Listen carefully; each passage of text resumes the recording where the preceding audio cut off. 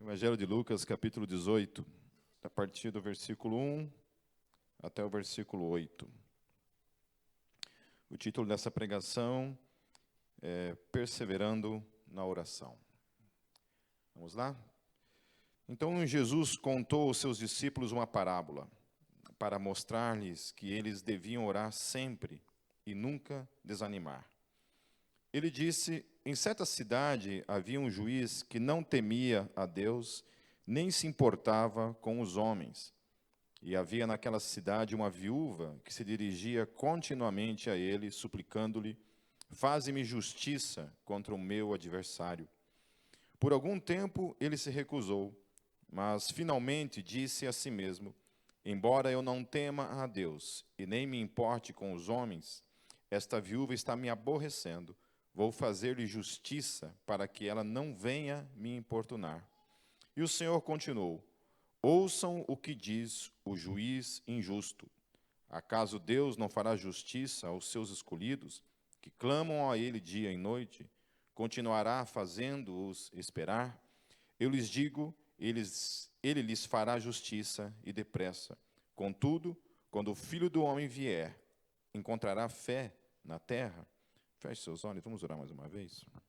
Senhor Deus, eu coloco mais uma vez nossas vidas em Tuas mãos. Mais uma vez estamos aqui, Senhor, na dependência absoluta da Tua graça, cobertos pelo sangue do Senhor Jesus, que é a única forma, caminho, maneira a qual nós podemos estar diante de Ti, Senhor, sem sermos fulminados pela Tua justiça, pelo Teu juízo. Somente a Tua graça e a Tua misericórdia, Senhor Jesus, manifestados por meio do sangue de Jesus derramado naquela cruz, é a única forma que nos capacita a estar diante de Ti, que és um Deus santo, santo, santo. Use-nos, Pai, nessa noite, fale conosco, ministre em nossos corações, Senhor, por louvor da Tua glória que eu oro, Jesus. Amém. Caio Fábio escreveu um livro, um livreto, na verdade, chamado A Geração que Desaprendeu a Orar.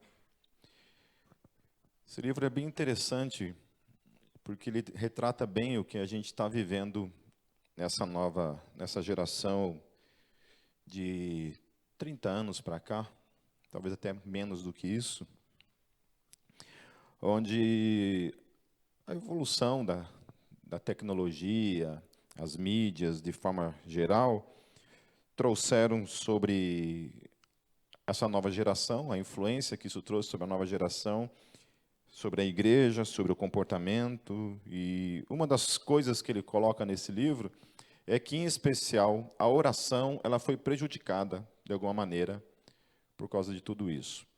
Por quê? Há alguns aspectos que envolvem a oração que antes a gente tinha e que hoje quase a gente não utiliza mais. Por exemplo, quando alguém saía de casa, por exemplo, a gente literalmente depositava em Deus a confiança, né, de o que estava acontecendo. Você saía saber alguma coisa da pessoa quando a pessoa voltava para casa. Então, hoje não. Hoje você sai de casa, você tem um celular, né, igual eu, por exemplo. Meu filho, quando sai, eu infernizo a vida dele a cada 5 minutos. Né? Filho, está vivo ainda? Né? Uma coisa nesse aspecto.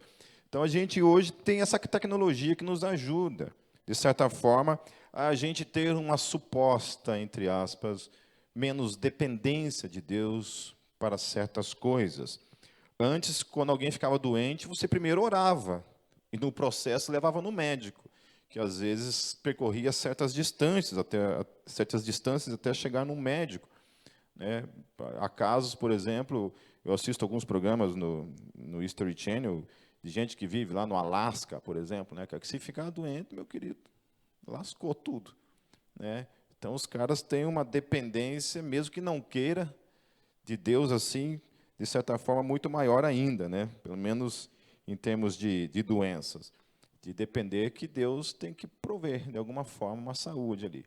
Agora, aqui não, né? Então, você vive nesse tempo aqui, você tem uma farmácia no lado da tua casa, você tem um hospital, um postinho perto da tua casa, de alguma forma. Então, essas questões, elas trouxeram, de certa forma, mesmo que de maneira inconsciente, um pouco menos de dependência de Deus em algumas coisas. Então, a oração, ela deixou de ter certas relevâncias em algumas áreas que antes tinham um pouco mais de dependência para com o ser humano nessa relação chamada oração, chamada Deus e o homem, onde a gente se relaciona com Deus por meio da oração. E isso, de certa forma, foi, então, trazendo uma influência para com a igreja, e por isso ele que escreveu esse livro, A Geração que Desaprendeu a Orar. A geração que desaprendeu a orar. Quando antes a oração fazia parte da vida, a oração era uma praticidade diária, comum, rotineira, nós estamos vivendo, então, um tempo em que as gerações, com o tempo, está cada vez menos orando. Nós estamos orando cada vez menos, ao invés do contrário. Até uma vez eu escrevi um parágrafo que os grandes dilemas que eu enfrentei quando eu tinha meus 18 anos eram bem diferentes do que essa geração de jovens hoje está enfrentando. Os meus dilemas eram jejuar mais, orar mais, ler mais a Bíblia, servir mais. Essas eram as questões que envolviam a minha mente. Santificar mais, buscar ter uma vida maior de santificação, de luta contra mim mesmo. Isso que eu tinha 18 aninhos, estava na flor hétera da idade, estava ali, vivendo a minha juventude com 18 aninhos e lutando contra essas coisas. Hoje não. Hoje você vê uma geração lutando a favor do aborto, lutando pela legalização da maconha, lutando pela implantação da identidade desse negócio de gênero nas escolas e por aí segue. E eu estou falando da igreja, não estou falando de quem está lá fora. Estou falando de quem está dentro da igreja, onde toda vez que se coloca qualquer questão relacionada a esse assunto, os maiores adversários acabam sendo pessoas que estão dentro da fé cristã. Hoje, inclusive, estava lendo um artigo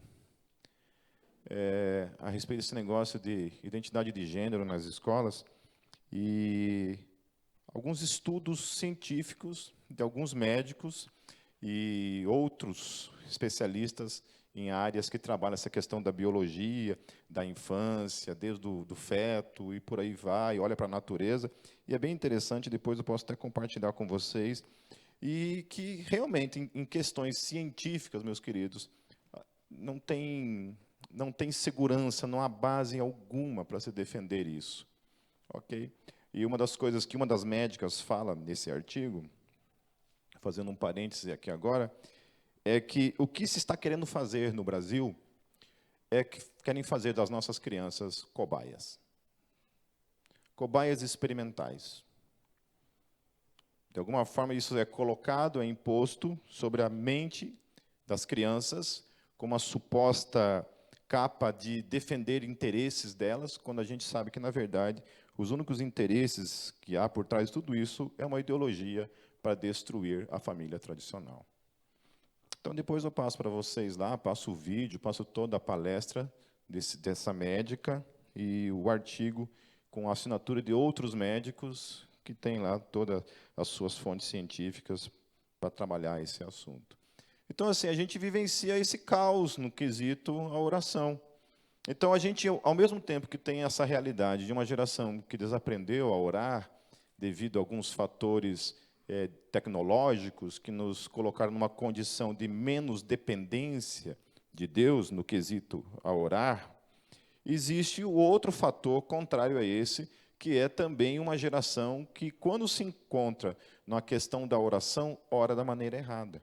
Ou seja, Deus se torna, de certa forma, uma espécie de marionete na mão da oração, onde a oração tem outros propósitos que não são os propósitos bíblicos, que é determinar questões relacionadas a Deus, onde Deus faz aquilo que a gente manda, e não o contrário.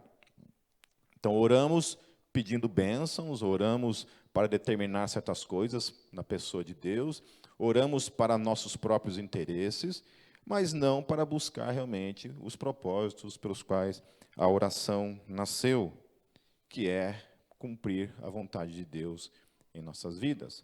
Nós oramos por algumas razões. Primeira questão, porque nós precisamos orar.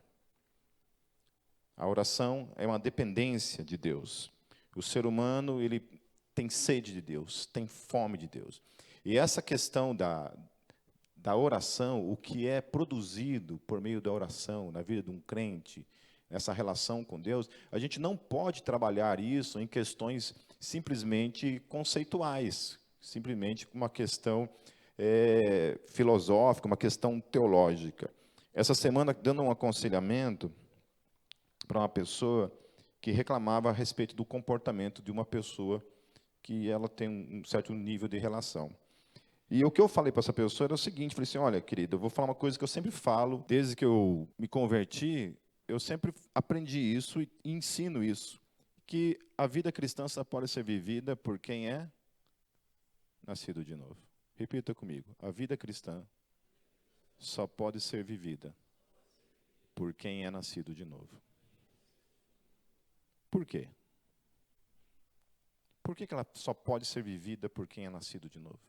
Por que a vida cristã não pode ser simplesmente imitada?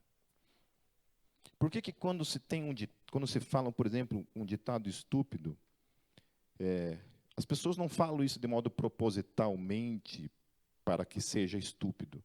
Quando eu falo que é estúpido, eu estou apenas dizendo que, mesmo que não tenha um propósito de ser, ele é, ok? Ele é uma frase dita sem ter um sentido realmente bíblico e teológico. Quando alguém fala assim, por exemplo, para mim, assim, tem mais cristãos, eu conheço mais cristãos lá fora, gente vive sendo mais cristão do que dentro da igreja. Isso não existe, gente. Amém? Vou repetir. Não existe cristão fora da igreja. Quando eu quero dizer fora da igreja, eu estou dizendo assim, é um cara que você conhece, que ele não é cristão nominalmente, ele não confessa Jesus na vida dele, mas ele tem um comportamento que é cristão, digamos assim. Então, não existe um comportamento cristão, porque o cristão não é comportamento. Entendam bem, ser cristão não é um comportamento. Ele pode se refletir por meio de um comportamento, mas ele não é necessariamente um comportamento. Ser cristão é o quê? O que define um cristão? Quem é um cristão? O que é ser um cristão? O que é ser um cristão? Alguém que nasceu de novo. Se tornou uma nova criatura. Foi regenerado.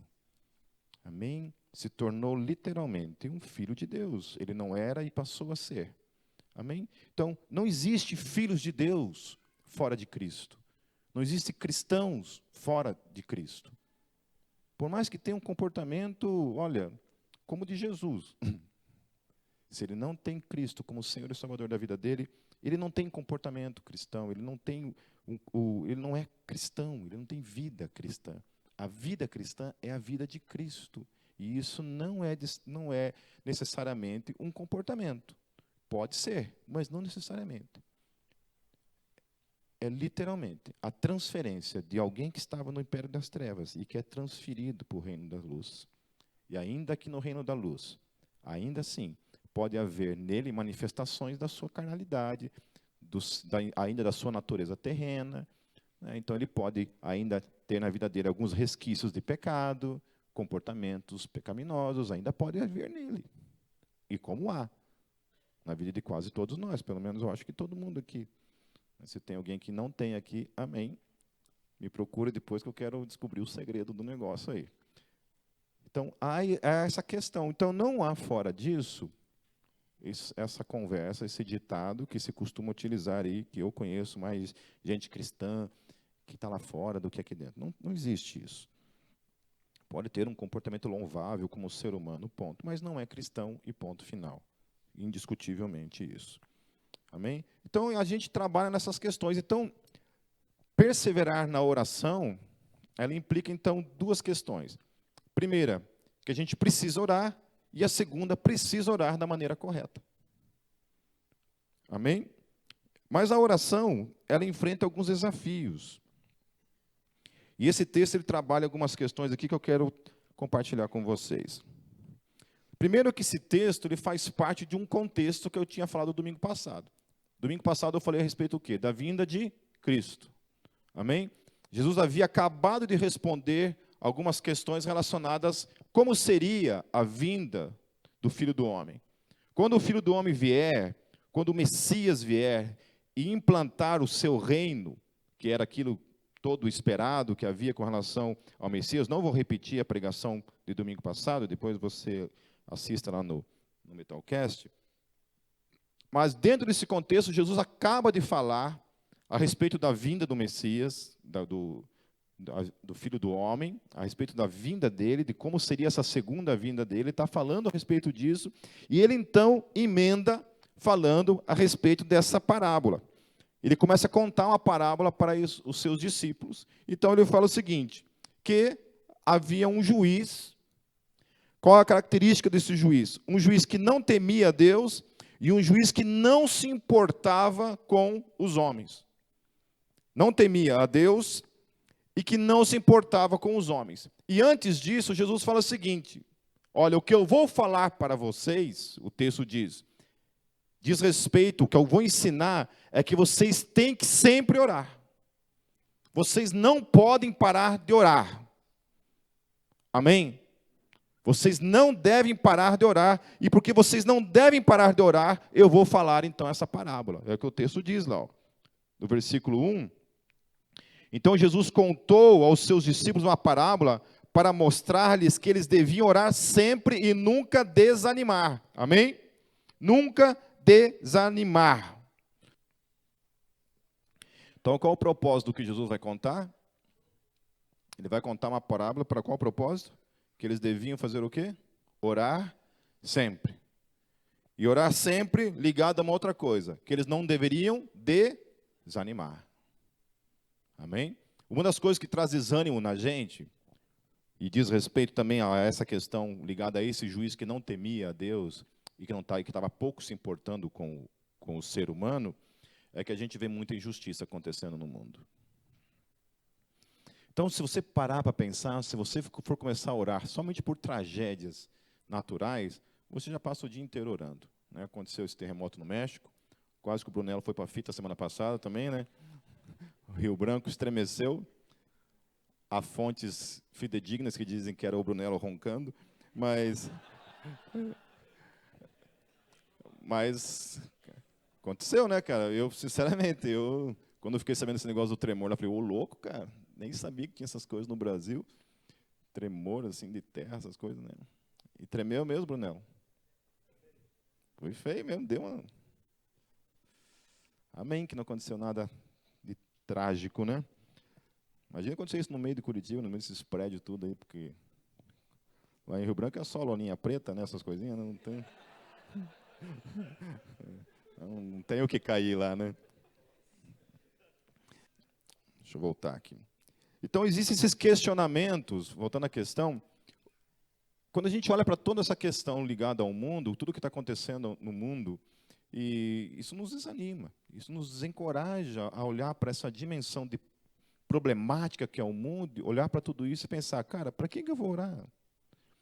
Que diferença fará a minha oração diante do caos em que o mundo se encontra? Como, diante disso, o que fazer? São coisas que a gente questiona. E algumas questões também envolvem problemas teológicos, que alguns acabam até mesmo encontrando com relação a orar. E, por exemplo, 1 João 5, 14 e 15, olha o que diz o texto. Demonstrando a razão pela qual a gente tem que orar. Esta é a confiança que temos ao nos aproximarmos de Deus. Se pedirmos alguma coisa de acordo com a sua vontade, vou repetir, se pedirmos alguma coisa de acordo com a sua vontade, o que acontece? Ele nos ouve. Ponto. O que João está dizendo é que qualquer coisa que eu peço para Deus, que é segundo a vontade dele, ele nos ouve. Ele ouve. E aí o texto continua dizendo assim, e se sabemos que ele nos ouve em tudo que pedimos, sabemos que temos o que dele pedimos. Então, tudo que você recebe da parte de Deus, você recebe porque era da vontade de Deus. E aquilo que você ora e você não recebe, tenha consciência, ele não quer aquilo para a tua vida. Então, desista. Você só tem da parte de Deus, recebe da parte de Deus, aquilo que Ele quer para a minha e para a tua vida. Amém? Eu conheço gente que profetas disseram assim, você vai ser rico.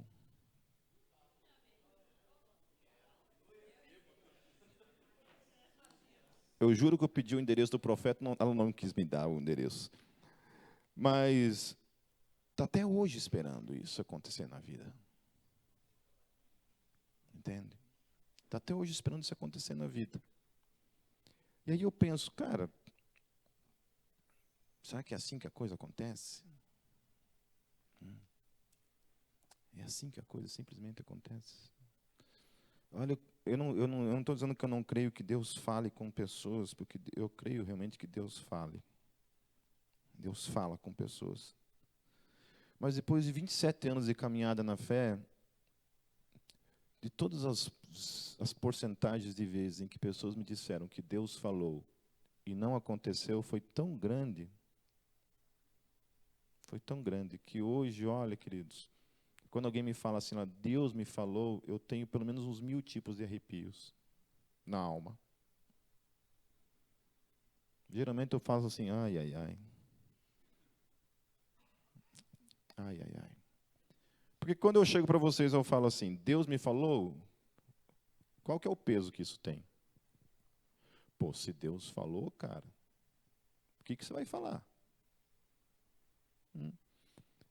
Já chegaram para mim, queridos, olha, vida de pastor, vou te falar uma coisa, viu? Já chegaram para mim e falaram assim, Pipe, Deus falou para mim que eu tenho que fazer isso. O que você acha?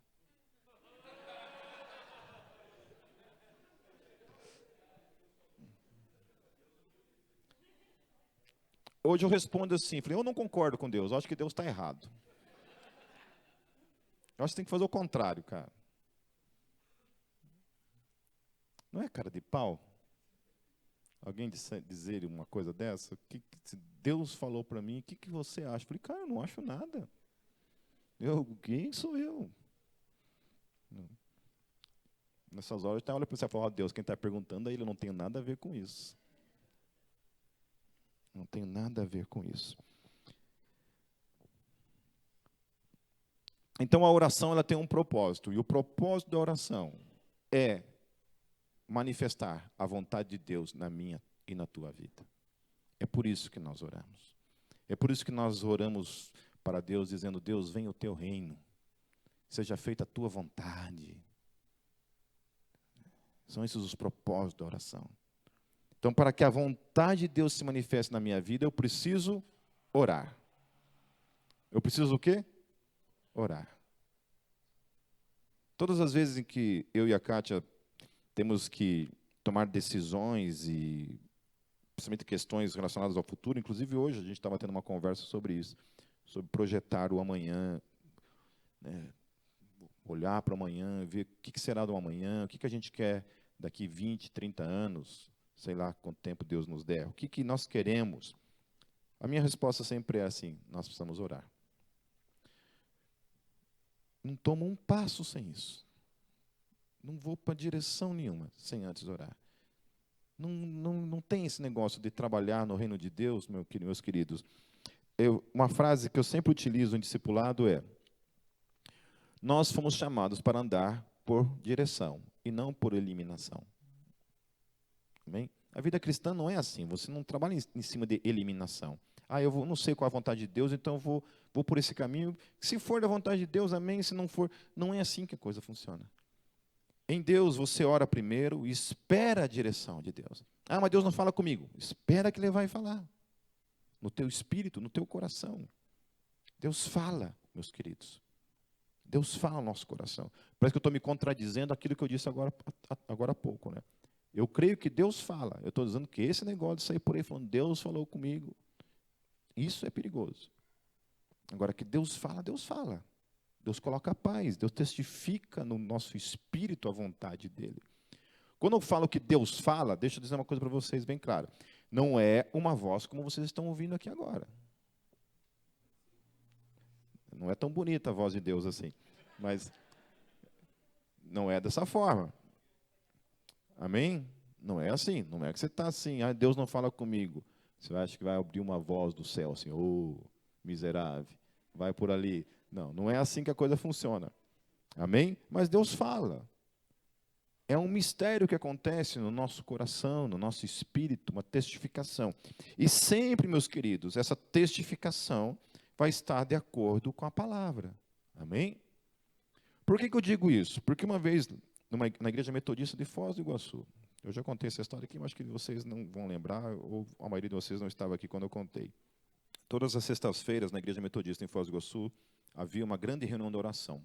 Muita gente da cidade toda ia lá, a igreja ficava lotada de pessoas para orar. E tinha um tempo que era o tempo de testemunhos, onde as pessoas queriam dar um testemunho, iam lá na frente, pegavam o microfone e davam um testemunho. E foi uma mulher lá na frente e falou o seguinte, olha, eu queria testemunhar que eu comecei a vir aqui orar todas as sextas-feiras e Deus ouviu a minha oração. Graças a Deus, o cara que eu gosto, que eu amo, se separou da esposa dele.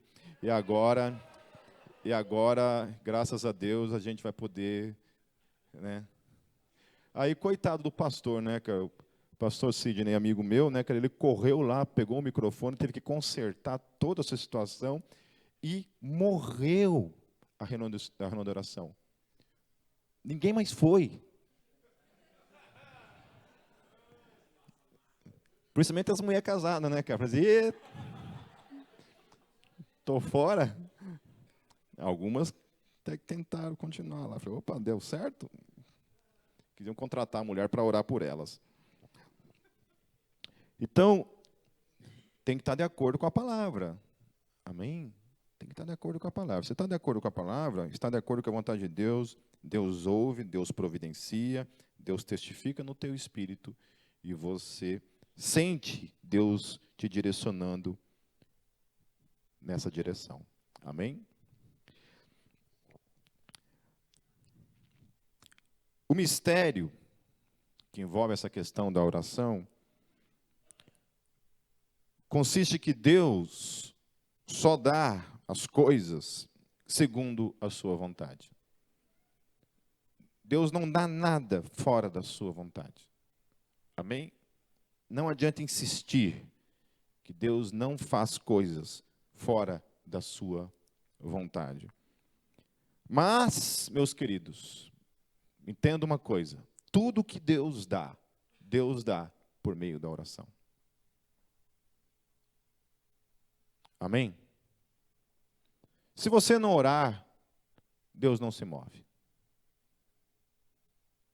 Quando Deus decidiu salvar o mundo, e aí uma das questões conflitantes de quando entra essa discussão de arminianismo com o calvinismo, é que muita gente pensa que o calvinismo, portanto, se é verdade, você não tem necessidade de pregar o evangelho.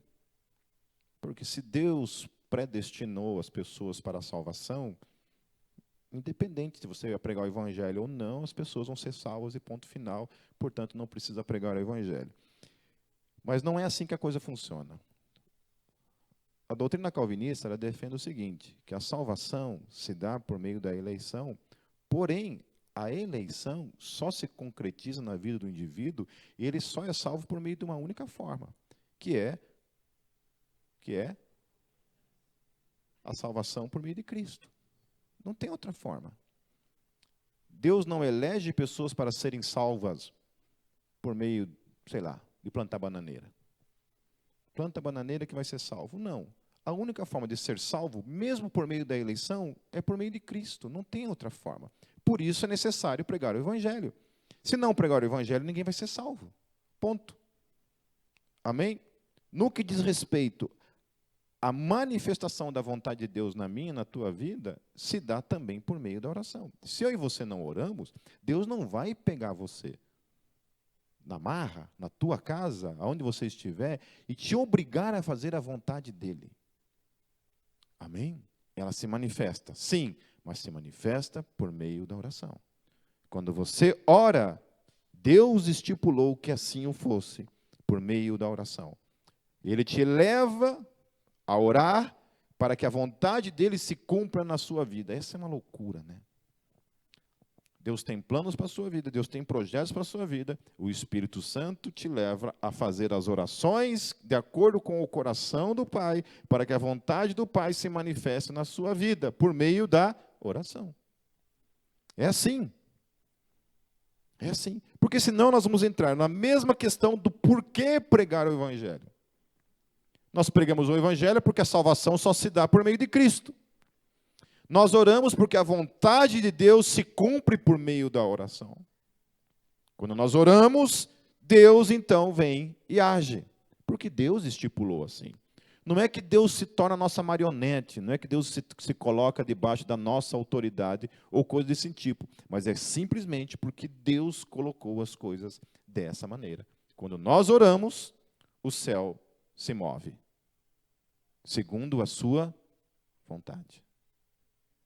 Por isso, Jesus falou assim, olha, vocês devem orar sempre e nunca desanimar.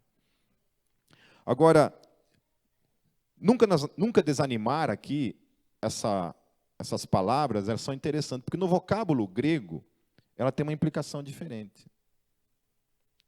Ela tem um sentido diferente, quando utilizado dentro do grego, por exemplo. Nunca desanimar, olha o que significa. Não ceda ao mal. Então, Jesus está dizendo o seguinte, ore sempre e não ceda ao mal, ponto. Ore sempre, mas não ceda e não ceda ao mal. Uma outra forma de você entender isso também é o seguinte, ore sempre e não acovarde-se. Não se acovarde diante da vida, não se acovarde diante do mal que está ao seu redor. Não ceda a ele. Não se sujeite a ele.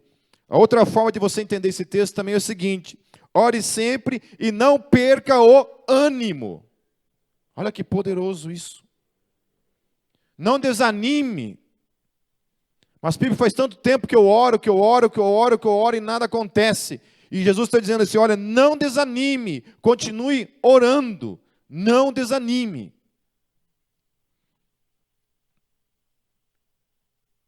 Outra forma de você entender o mesmo texto é, ore sempre e não comporte-se de maneira indevida. Ponto. Não desista diante do mal à sua volta. Não desista diante do mal à sua volta. Permaneça orando sempre. Não ceda ao mal. Então não é uma questão simplesmente de desanimar. Ai, ultimamente estou meio preguiçoso, não querendo orar. Não é isso. Apenas isso. Mas está dizendo o seguinte, lembrem-se que está vindo de um contexto em que Jesus está falando o seguinte, da vinda dele. Amém? Do dia em que Jesus traria juízo sobre a terra. Ele está falando disso. Aí ele usa uma parábola para apontar que até chegar esse momento, até chegar esse dia, tem um caminho. E durante esse caminho tem duas questões. Você tem que orar sempre. Até lá. Até lá. Se você morrer antes desse dia, amém. Até lá, até o último dia, até o teu último suspiro, ore sempre e não ceda ao mal que está à sua volta. Não ceda. Não desanime. Não se entregue para ele. E é o que acontece. Vai passando o tempo, a gente vai desanimando da oração, a gente começa a falar tanto para Deus que acha que Deus ficou surdo, ou que Deus não nos ama. O que eu já ouvi, gente dizendo assim, Deus não se importa comigo. Isso não... Lembra que eu falei para vocês que toda oração, todo o nosso raciocínio, queridos, tem que se submeter às Escrituras. Amém? Todo o nosso raciocínio precisa se submeter às Escrituras. Se o nosso raciocínio é um e as Escrituras diz outra coisa, nós temos que decidir a quem nós vamos ouvir. Ou a gente ouve a nós, ou a gente ouve as Escrituras. Então, as Escrituras não tem como eu afirmar que Deus não se importa comigo, que Deus não me ouve, que Deus não está nem aí, que Deus não me ama. segundo as Escrituras. Portanto, essas questões são de mim mesmo. Não são verdadeiras. Não estão sujeitas à verdade das Escrituras. Então, aquela mulher, ela se depara com uma questão muito parecida com a nossa. Não havia justiça. Portanto, o mundo, o mal, aquilo que está à nossa volta, não nos inspira a orar, porque a gente se entrega a ele. Para onde a gente olha, está a justiça imperando para todos os lados. A gente vê isso na política brasileira. Cara, que coisa complicada, né, meu? Não tem jeito de prender os caras.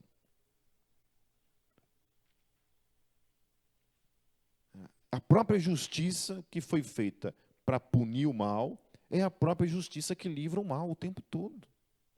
Livra o mal de quem tem poder. Porque quem é coitado, tipo vocês, se roubar uma bala no mercado, está lascado.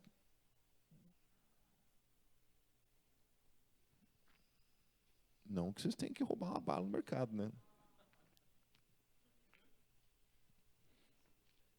Então, o texto está falando de uma viúva que está sofrendo um tipo de injustiça.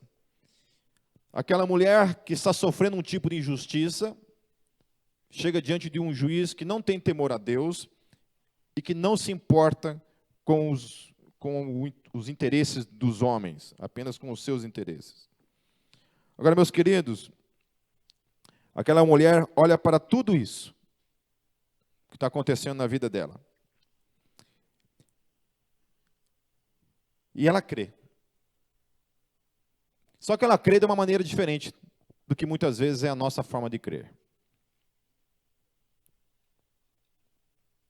Quando se fala de crer, segundo esse texto, o que está falando? Que tipo de crença que nós estamos falando aqui?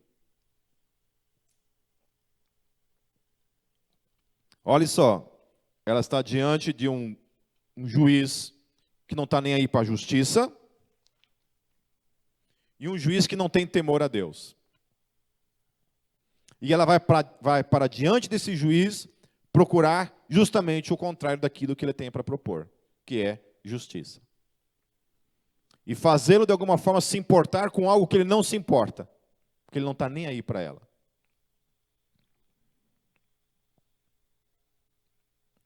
Ela ignora completamente essas realidades que estão diante dela e ela começa a importunar a vida desse cara. E agir na vida desse cara, fala assim, olha, eu quero justiça na minha vida. Eu quero que você faça justiça. E no outro dia ela vai lá de novo, eu quero que você faça justiça. E no outro dia ela vai de novo, eu quero que você faça justiça. Eu preciso de justiça na minha vida. Isso pode mudar de nome. Deus, eu quero que o Senhor cumpra a sua vontade na minha vida. Deus, eu quero que você cumpra a sua vontade na minha vida. Deus, eu quero te servir. Deus, eu quero ser uma bênção no teu reino. Deus, eu quero ser um homem, uma mulher cheia do Espírito Santo. Deus, eu quero, Senhor Jesus, que o teu reino venha, Senhor, na minha família.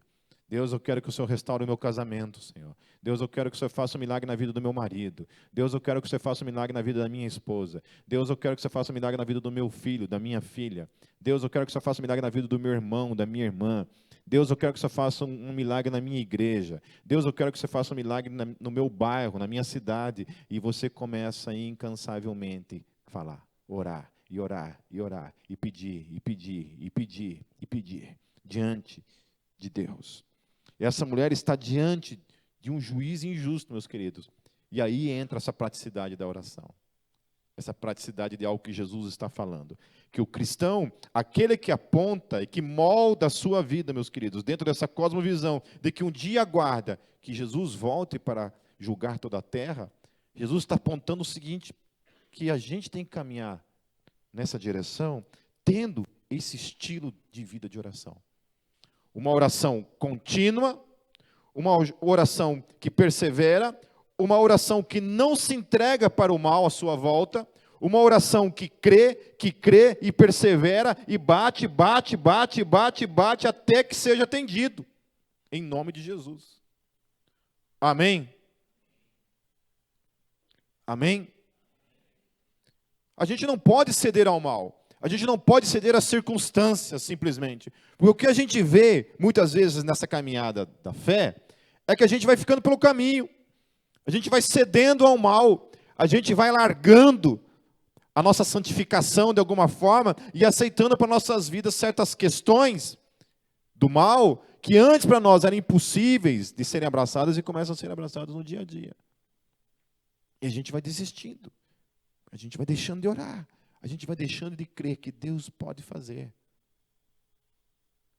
Então, aquela nossa cosmovisão que caminha na direção desse reino vindouro, absoluto, na sua totalidade, começa a perder a sua significância. E a gente começa a caminhar no dia a dia como se Jesus não fosse voltar mais. E a gente começa a negociar o nosso caráter. A gente começa a negociar as prioridades do reino. A gente começa a colocar o reino, sabe Deus em que posição na nossa vida. A gente começa a se preocupar com os nossos interesses. E aí a gente começa a pensar que oração nada mais é do que uma ferramenta que a gente tem para que Deus cumpra na nossa vida a nossa vontade e não a vontade dele. Aí o versículo 7 diz assim, para terminar. Acaso Deus não fará justiça aos seus escolhidos? Ou seja, vocês estão pensando que Deus não fará justiça aos seus eleitos? Vocês acham que Deus vai ignorar os seus eleitos? Ele falou assim, aprendam com esse juiz injusto. Olha, se esse juiz, sendo injusto, cumpriu a justiça na vida dessa mulher, pela perseverança dessa mulher, por meio da oração dela, ela está ali o tempo todo batendo na porta, esse juiz que não teme a Deus e que é injusto, fez justiça, quem dirá o Pai? Quem dirá o Deus dos eleitos? Amém? Eu sirvo o Deus dos eleitos. Amém? É a Ele, o Deus que tem o domínio total, absoluto dos seus. Só que olha o que o texto fala. Acaso Deus não fará justiça aos seus escolhidos? Só que o que fala o texto? Que clamam a Ele de dia e noite. Amém? Olhem, meus queridos, que não há uma contradição. Mas não é os eleitos? Sim, é os eleitos. Mas não é Deus que está operando na vida deles? É Deus que está operando. Mas Deus está operando por meio do quê? De um clamor de dia e de noite. Amém? É Deus agindo por meio dos eleitos, que levam os eleitos a clamar de dia e de noite, porque esses são os verdadeiros eleitos, são aqueles que oram, são aqueles que vivem um cristianismo prático no dia a dia, que se debruçam diante de Deus, que têm prazer na presença de Deus, que invocam a presença de Deus, porque sabem que se não orar, Deus não manifesta, meus queridos. Porque senão a gente vai vencer uma igreja que não ora. Deus, se o Senhor quiser que o Senhor cumpra aí, ó. O Senhor não é soberano? Faça a tua vontade aí, pronto. Aí não tem por que também pregar o evangelho, vamos também embarcar nessa também. Senhor, o Senhor não elegeu, então que o Senhor que salve. Amém? Vou jogar um panfletinho de florzinha para cima aí. Se o Senhor quer, esse panfletinho vai voar, vai cair no bolso de uma pessoa e vai falar ainda lá do bolso lá. O Senhor salve aí. Use papagaio, pardal, algum bicho para pregar o evangelho. Então não é essa a ideia. A ideia é que a gente foi chamado a pregar o evangelho e a salvação só se dá por meio do evangelho. Deus quis assim. Se Deus quisesse salvar o mundo de outra maneira, Ele salvava. Eu tenho várias ideias para dar para Deus de como Ele salvar o mundo sem precisar pregar o evangelho. E a manifestação da vontade de Deus, da justiça de Deus na vida dos escolhidos, se dá por meio do clamor diário dos escolhidos, dos eleitos, que se dá por meio da oração. Então, se tua vida está um bagaço, eu não aguento mais a minha vida da forma como está. Deus, eu quero ver a tua vontade se manifestando na minha vida, Deus. Deus, eu não aguento mais a minha vida da forma como é. Não aguento mais viver da forma como eu tenho vivido, Senhor. Não aguento mais ver as coisas como estão. Só tem uma forma, meus queridos. Orando em meio ao caos. orando em meio à tragédia, orando em meio a um mundo de injustiça que nós estamos vivenciando. Nós não precisamos da política desse país. Nós não precisamos das filosofias que esse mundo tem proposto. Tudo que nós precisamos é orar para que a vontade de Deus se manifeste. Tem um documentário sobre as ilhas de Fiji, né? Fuji, eu acho que é uma máquina fotográfica, né? Nas ilhas Fiji. E aconteceu por meio da oração. A oração, o clamor, o não entregar-se para o mal e a igreja tendo ações nesse mundo. Eu não estou dizendo que você só vai viver de oração, não é isso. A gente tem um mal muito grande de fatiar a vida cristã e separá-la em departamentos. A vida cristã não é isso. A vida cristã consiste na vida de Cristo em nós, e Jesus foi, sobre tudo, sobre todos, um homem que orava o tempo todo, um homem que pregava o evangelho o tempo todo, e um homem que ajudava os pobres o tempo todo, e um homem que tinha conhecimento acerca das coisas de Deus. Quer ser um crente cheio do Espírito Santo, meu querido?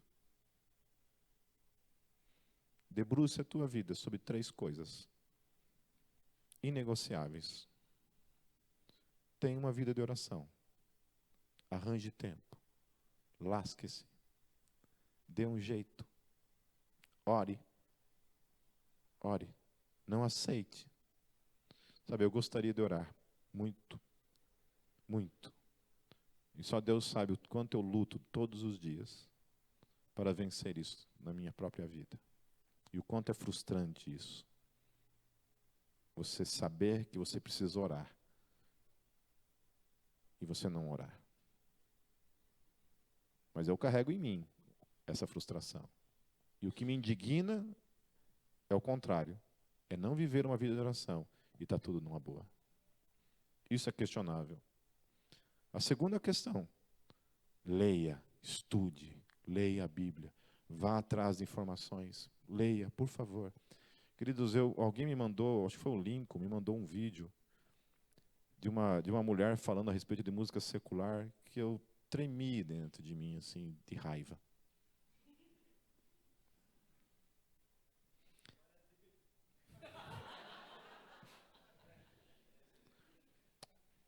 E aí eu fui dar uma olhada nos comentários, porque eu sempre leio os comentários, né? Porque para ver se todo mundo está concordando com o que está sendo dito, vai que não estão concordando, a pessoa perdeu o seu tempo, né? O mais difícil não é a pessoa ir lá e falar um monte de abobrinha. O mais difícil é você ver milhares de pessoas concordando e falando que aquilo foi uma bênção, uma revelação da parte de Deus, que não sei o quê. E eu falo, sangue de Jesus tem poder. Eu acho interessante isso, como as pessoas têm a capacidade de pegar um texto bíblico e fazer ele falar uma coisa que ele não está falando. E você vê a situação da igreja brasileira, ou da maioria, talvez, não só na igreja brasileira, mas das pessoas no mundo, como as pessoas estão acostumadas a simplesmente engolir tudo e não fazer não ter uma crítica diante do que está sendo falado. Porque se plantou na cabeça da igreja que criticar um profeta é rebeldia. Entende? Quando eu, como profeta, estou aqui falando, pregando o evangelho, que seja, vocês não têm que concordar com tudo. Vocês têm a obrigação de olhar para tudo que eu estou falando e verificar biblicamente se o que eu estou falando é verdadeiro. O problema é que a gente não tem essa capacidade crítica. A gente é uma geração que não tem essa capacidade de criticar as coisas assim, com sabedoria, com entendimento. Por quê? Porque a gente não lê, a gente não estuda, a gente não tem essa capacidade de raciocínio. Mas amanhã eu vou postar o videozinho dela, da irmã, e vou fazer um comentário. Então amanhã cedo vocês se preparem, que vem chumbo grosso aí. E a terceira coisa é a praticidade da fé, que se dá por meio do teu chamado. Pode ser evangelismo. Evangelismo, de alguma forma, todos nós estamos inseridos. Mas é a forma como isso vai acontecer na minha e na tua vida. Aí é um chamado específico para cada um, onde Deus chama a cada um segundo a sua vontade e não segundo a nossa. Amém? A minha vontade era ter sido o guitarrista da banda Petra e viajar o mundo todo. Eu orava para o Bob Hartman morrer e eu ocupar o lugar dele. Mas Deus não quis. Capaz de eu morrer antes do velhinho, o velhinho está lá. Né? Amém? Ajudem em oração. Amém, meus queridos? Não nos rendamos ao mal. Saibam que a vontade de Deus está aí para ser cumprida na minha e na tua vida. Portanto, precisamos orar em nome de Jesus. Vamos fechar nossos olhos? Senhor Jesus, nós temos um caminho a ser percorrido para esse grande encontro, para esse grande dia, Senhor Jesus, em que os céus irão se abrir e o Senhor voltará para nos buscar. Deus, muitos de nós, Pai, talvez a grande maioria da igreja hoje, deixou de orar, Senhor. A oração se tornou algo irrelevante. Nós temos brigado, Deus, e priorizado outras coisas, Senhor Jesus, e não uma vida de oração. A tua vontade, Deus, está aí para ser cumprida em nossas vidas, Senhor Jesus. E nós queremos, Senhor Jesus, invocar a tua vontade em nossas vidas, Senhor Jesus, nos voltando a uma vida de oração. Pai, nós precisamos orar pela igreja.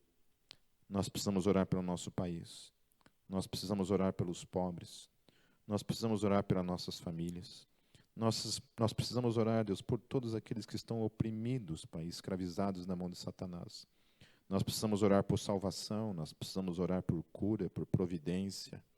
Precisamos orar, Deus, para que a tua vontade, Senhor Jesus, se cumpra em nossas vidas, Senhor Jesus, porque assim o Senhor o determinou. Tu és soberano, Senhor, eu peço que haja por meio do teu Espírito na vida de cada um de nós nessa noite, Senhor Jesus. Fale conosco, Pai, para que a gente saia desse lugar nessa noite, Senhor Jesus, desafiados, Pai, movidos pelo teu Espírito, Senhor, a nos voltarmos para ti numa vida de oração, Senhor, para que quando o Senhor vier, ou para quando o Senhor nos levar nessa condição, Pai, de homens e mulheres que oram, homens e mulheres que clamam dia e noite, homens e mulheres que estão constantemente, Senhor Jesus, invocando o teu reino sobre este mundo, invocando a tua vontade sobre toda a face da terra. Em nome de Jesus. Amém.